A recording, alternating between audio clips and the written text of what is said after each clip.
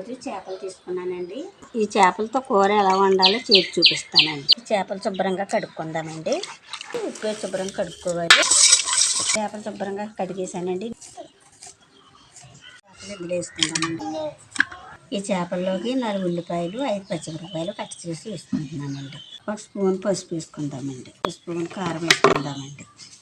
కళ్ళుప్పు వేసుకుందామండి. కొద్దిగా చేపలని ఉప్పు కారం పట్టేలాగా బాగా కలుపుకుందామండి. ఆయిల్ పోసుకుందామండి.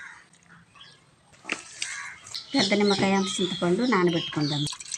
ముందుగా నానబెట్టుకున్న చింతపండు మీద పెట్టుకుందామండి. ముందుగా కట్ చేసి పెట్టుకున్న బెండకాయ ముక్కలు వేసుకుందామండి. ఇలా కాసేపు మగ్గనిద్దామండి. ఎల్లుల్లిపాయ జీలకర్ర నూరుకుందామండి. ఎల్లుల్లిపాయ జీలకర్ర వేసుకుందామండి. కాసేపు మగ్గనిద్దామండి. చేపల కూర రెడీ అయిపోయిందండి. చేపల కూర చాలా బాగుందండి. నచ్చితే లైక్ చేయండి.